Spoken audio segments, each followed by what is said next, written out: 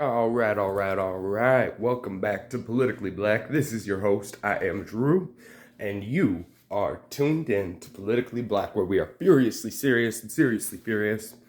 And today I just want to start out with something special. I want to just take a second and say we're sorry for the loss of life that occurred up in Boulder the other day. We live out here in Colorado, here in Politically Black, and I mean, it's always wild when you see a story about 10 people dead in a store. That's just always wild.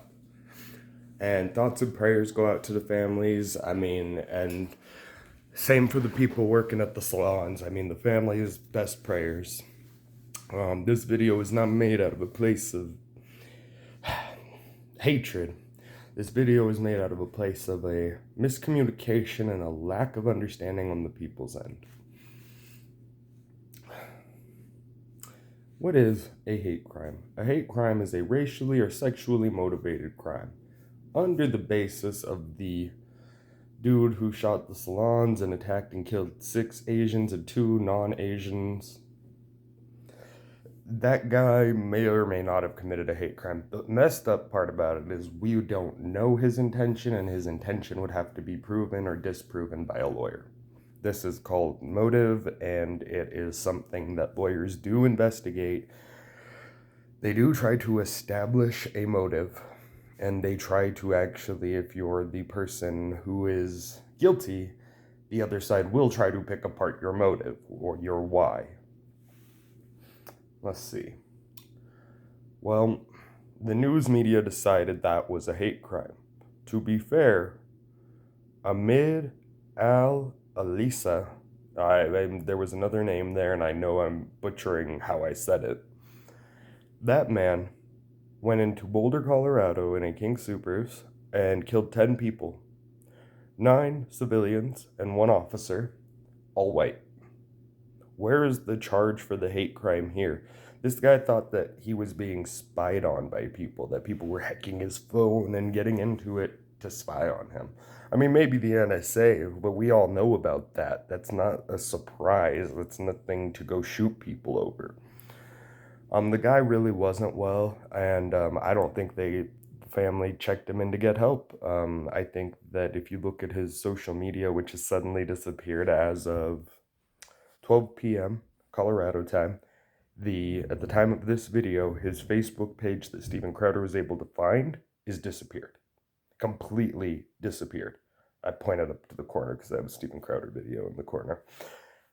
But again, my best wishes go out to the family of the dead. I do not mean any disrespect. What I'm trying to point out is 10 white people died, and this was someone who was racially motivated due to their posts. Thank you, Steven, for one thing, for keeping those posts, because I have a video I can refer people to. 2 videos I can refer people to get the name, to get the, to get the name, to get the image, to get the victims.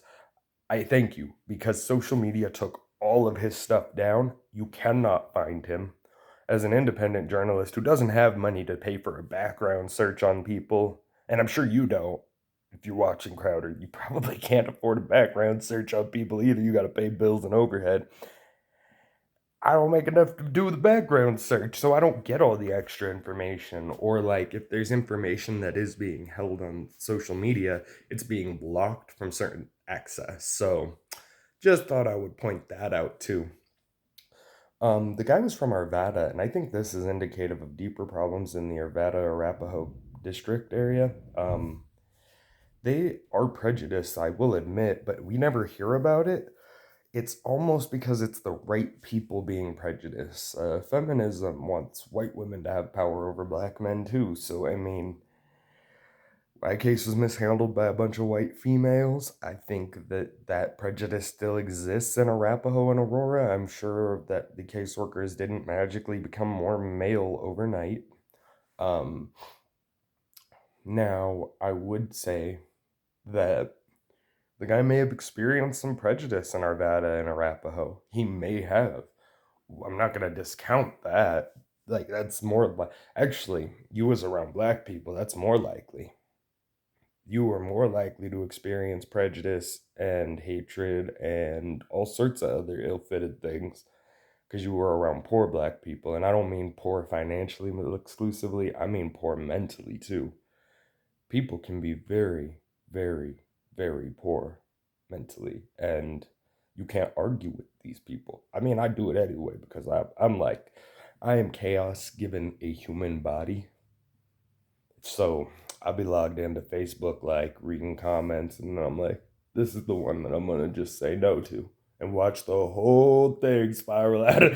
See, when you go to argue on Facebook, don't go for the intention to win. This is modern era advice. Normally, when you argue to be right, you bring resources, or you can pull them up on an instant. Okay, that's fine.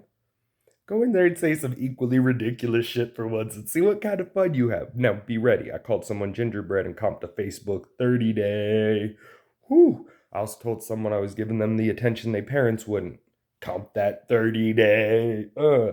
So, but my main point, my main point.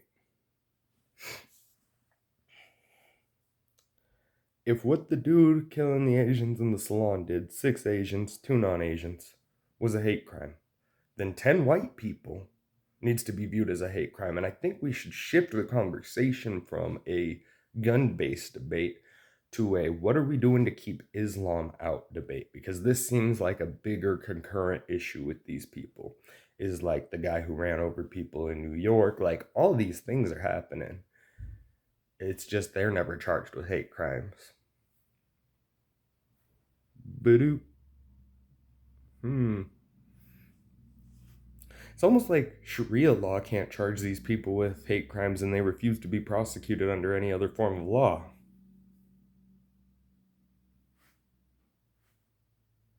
It's almost as if they have some reason to seek special prosecution. I'm just saying, if that's their case, then we should request that their religion extradite them. I don't even know what that would look like, but we should find a form and we should request that shit. But I do believe that that is where they seek special prosecution in a lot of cases, is that Sharia law doesn't have hate crimes. It just doesn't have that same structure that our bills and our laws have. But again, if Ahmad Alisa didn't commit a hate crime, I'm curious, because this was 10 white people. Or is it only okay because he killed 10 white people? Either way, you're a bigot if you don't agree that this is a hate crime. I mean, like, then we can, here's the messed up thing. I can see where people on the right are using this in a way like, oh, so what happened in Boulder was a hate crime too. Well, it was directly by the exact definition of a hate crime. He was very racially motivated, very racially charged via his social media. What else? What else you want to know about? Let's see. I mean, shit, like, it's Boulder, the same place the riots happened. Like, I just do. So this guy didn't go shooting in Arvada. I have to wonder why he went all the way north. So Arvada is very, very, very south. It's like one of few cities before you'll start making your way to Pueblo. Like down here, you've got Denver, and then you've got a few southern cities of that. After that, it's all desert. You guys probably ain't been out here, and if you have, you probably fucked up the first time, and I'm laughing at you. So, but if you go far enough south in Colorado, you end up leaving. But this guy wasn't from, like, I guess it's like, it would be more understandable that he really thought all this if he was from the farming part of Colorado. Like, but those motherfuckers are smart too, don't get me twisted. I'm just saying, at least then, like, the media disconnect would make some sense. But, like, his social media is whacked. Like, he is on one. He says some ugly, hateful shit. I encourage you to watch Steven Crowder's last 2 Mug Club videos. They go over it pretty well. But on a real note, it's a shame that one is treated as a hate crime and the other being equally, if not more, of a hate crime. 10 white people dead. Didn't kill another Muslim. See, here's another problem too, is like, Muslims kill their ideological enemies and always have. Like, Black people don't do this. Black people go, you just think different than me. I'm gonna kill you. Or I'm gonna fight you. Like, that's supposed to change someone, but it doesn't. So, I don't know. I guess my thought is,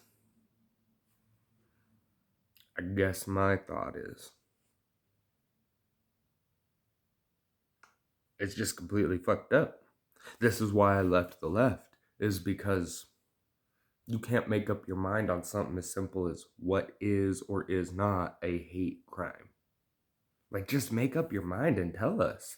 Do you agree with us that what Ahmad did is a hate crime? Then we might agree with you that what the other guy did is a hate crime. It at least increases the odds and opens the door. But when you only see what you want to see, we can't have that discussion. And I'm sure a couple liberals are tuning in. So if I offended anybody with a better cognitive process with my speaking with my hands, I'm sorry. You got to use your hands so the lefties understand you.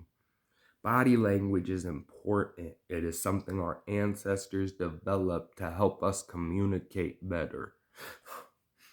Now, if you're a leftist and you're watching, my end of the video tip for you today is try writing something constructive and critical in the comments that isn't "you suck." Other than that, I'm signing off. I hope you have a great year, great week, great day, a better life, and hey, I don't know, 2021 could be the same, 2021 could be different. It's only at the start, so let's just see where it goes. Peace out, YouTube.